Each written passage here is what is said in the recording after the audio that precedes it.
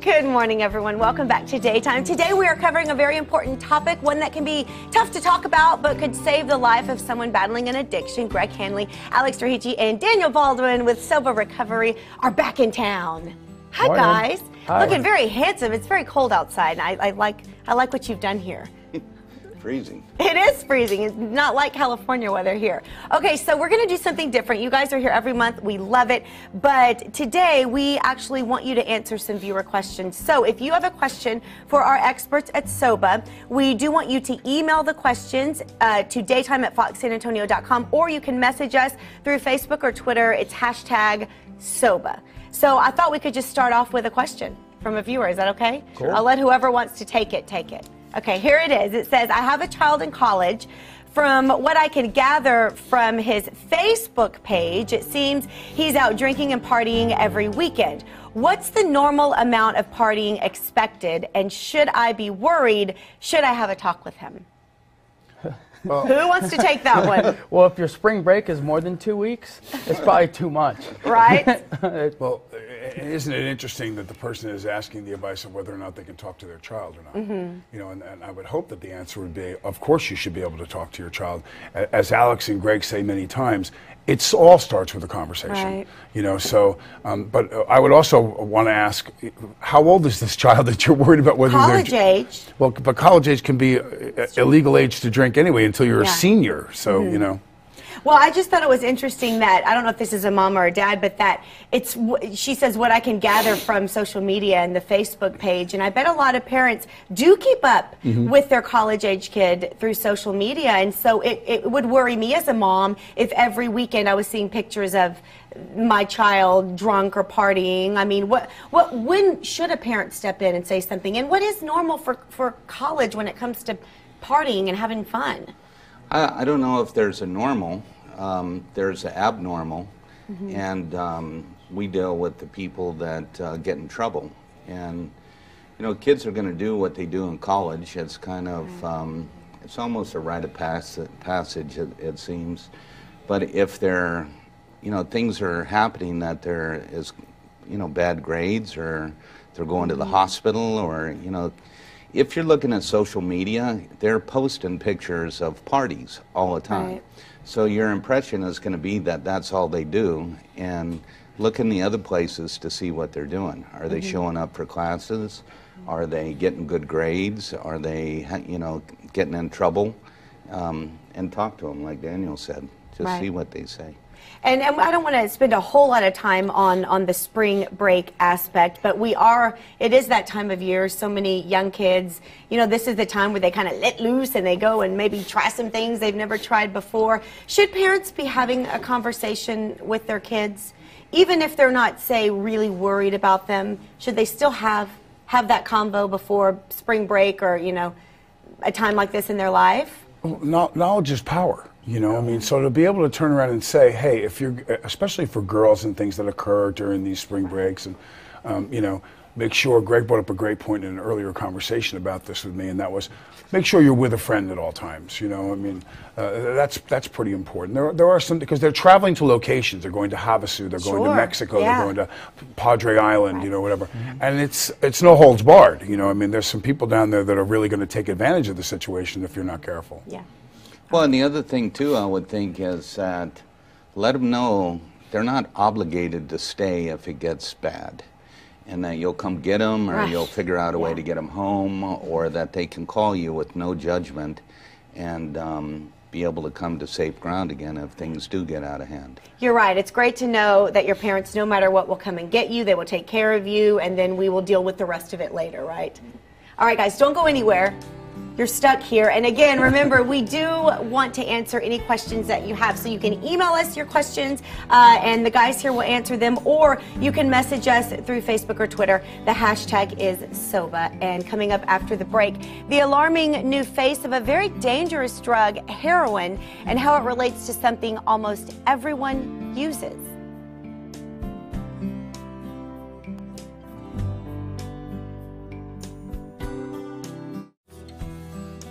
Welcome back to Daytime at 9. We are covering an important topic today, and that is addiction and recovery of recovery. We have the handsome men from SOBA Recovery here, Greg Hanley, Alex Ricci, and Daniel Baldwin. And we're doing something different this time.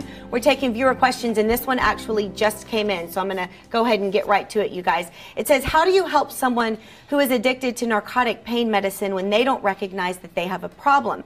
I have addressed the concerns with this person, but nothing really progresses, even though they say they want to stop the medicine. That's tough.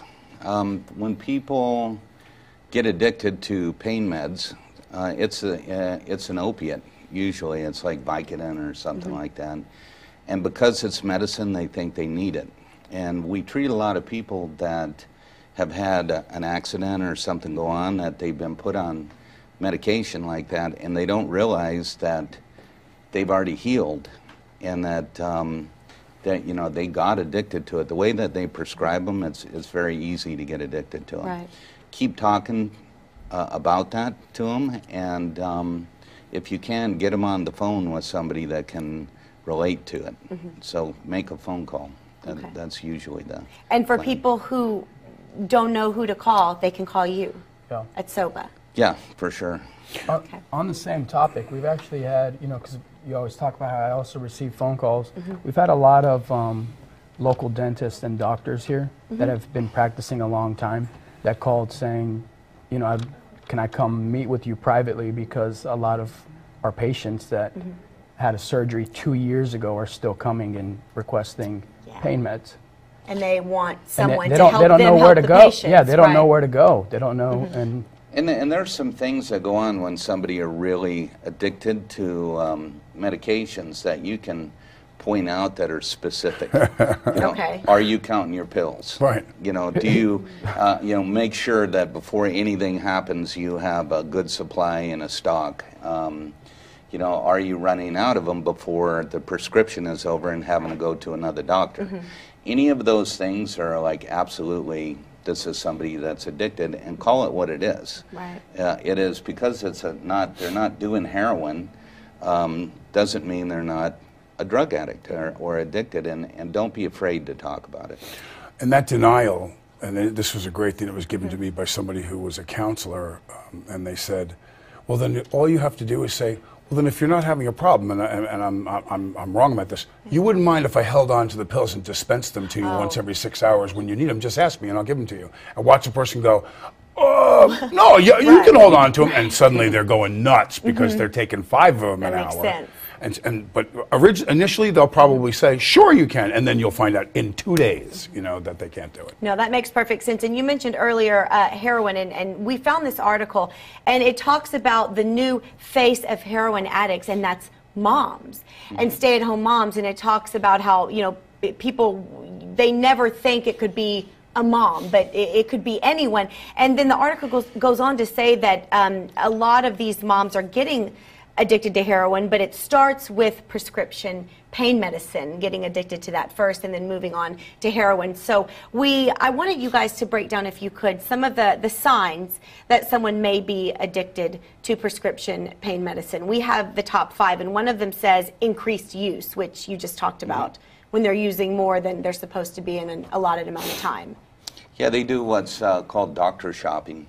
If you notice they're going to multiple doctors, then that's a problem. Sure. Or if they're coming up, if there's money shorting, because some people, if they run out, they got to buy them from dealers that are dealing pills, and there's pill dealers, just like heroin dealers, and or crack dealers. They're the same people.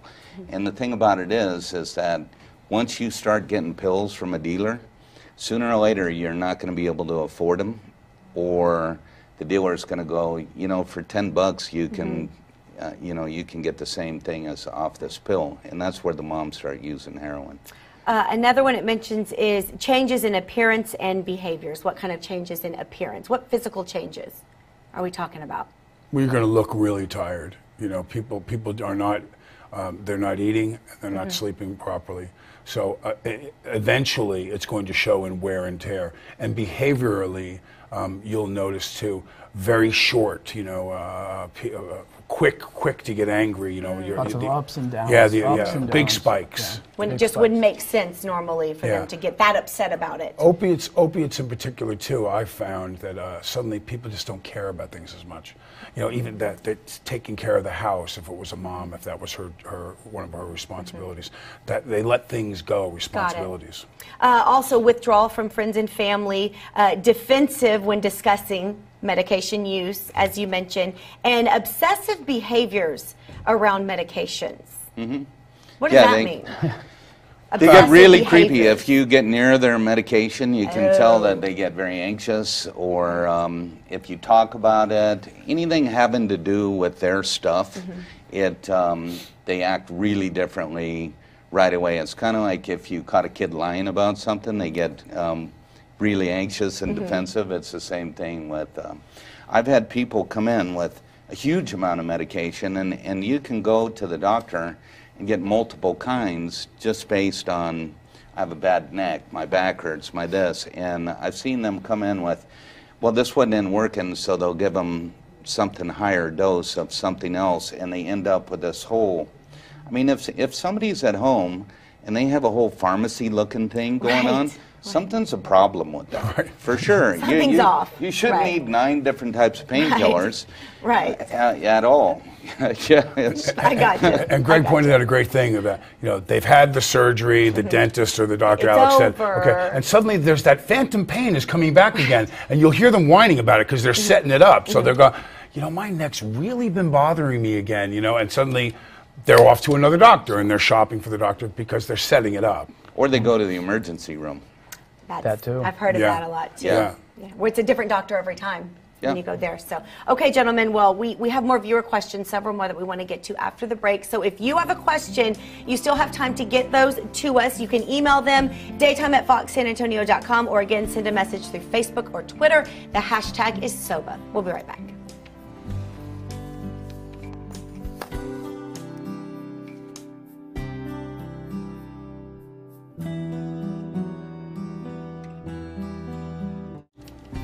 Welcome back, everyone. We are with Greg Hanley, Alex Rahichi, and Daniel Baldwin of SOBA Recovery, and we are answering your questions. And we just got a question in right now from a viewer, and I want to go ahead and get to this if we could, guys. It says, my niece is at a big university. She's with the wrong crowd. She's hooked on meth. We tried to get her help from the university, but they said she's an adult, and they really can't help unless she does something or is reported. She has her own trust fund, so we can't cut her funding. She is an excellent student, not sure about this year. How do we get help for her?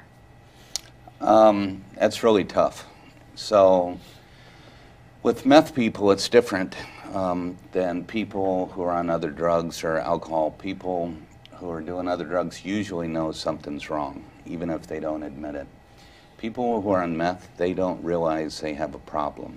And it actually does physical changes in the brain that makes you, things that aren't normal seem normal. It's like it's an actual thing that happens. So she doesn't know what's going on. And the only way that, and it's very rare that a meth person will just raise up their hands and go, I need help, I don't want to do this anymore. She thinks that she's doing great. And She really and has she'll be no going, idea. My grades are great, everything. The teeth can be falling out of the head and you still think you're doing okay. So what you got to do with them is bother them and bother them and bother them and report them and bother them and just continue to make things so uncomfortable that eventually they'll go in for at least an evaluation. And it takes a long time with people who are on meth. It's not something that you can just go in and do. It is, you have to just keep showing up until they're sick of you showing up and they give up. Because they're tired of you bothering them. Yeah, yeah, really. I mean, it's really the truth. I tell people that it's not a single intervention with a meth person because they don't realize anything is wrong. Now, what if they, I know you say you keep showing up, but what if they're at a university that's across the country? I mean, how do you bother them that way? Everywhere.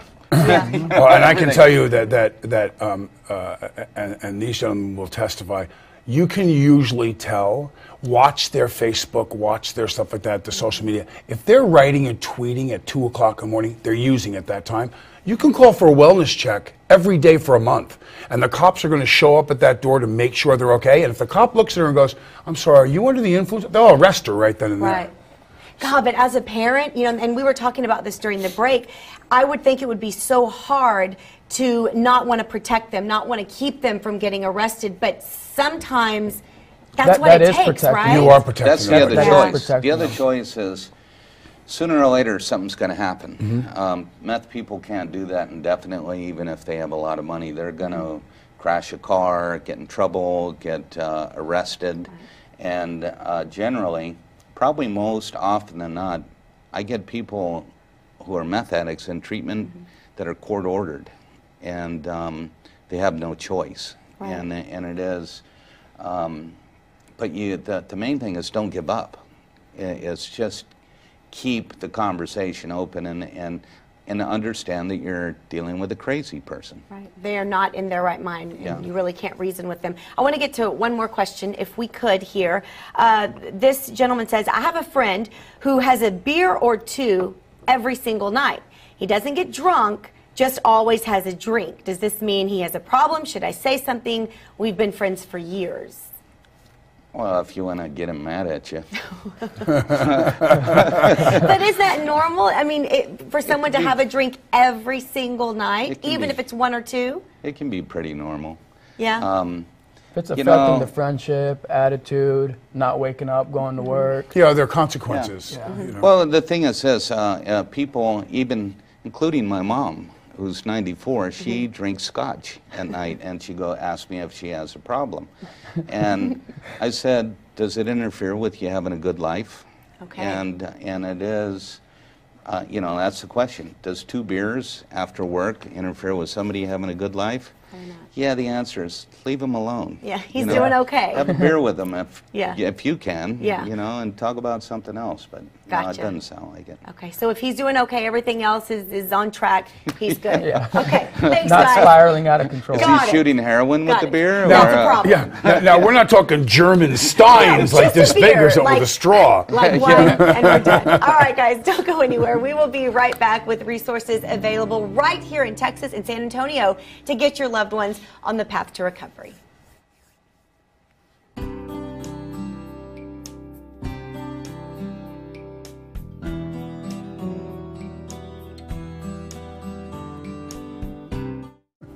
And we are back with the gentleman from SOBA Recovery. You actually have some very important information you want to share with our viewers, Alex.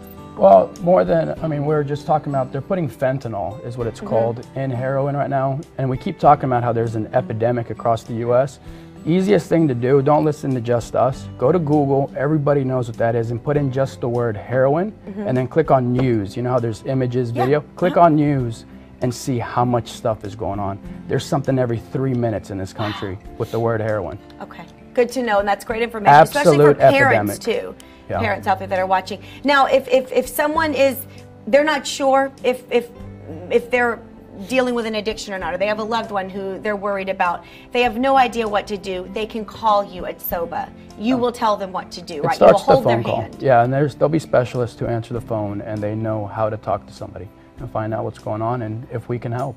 Okay, and you have SOBA Recovery open right here in San Antonio, a wonderful place for people to go. And Out by SeaWorld. out by SeaWorld, and you're always there, and they can call you 24/7. 24/7, and if somebody needs to get out of the community or, you know, not be close to home, there's other SOBA facilities where they can go out of state.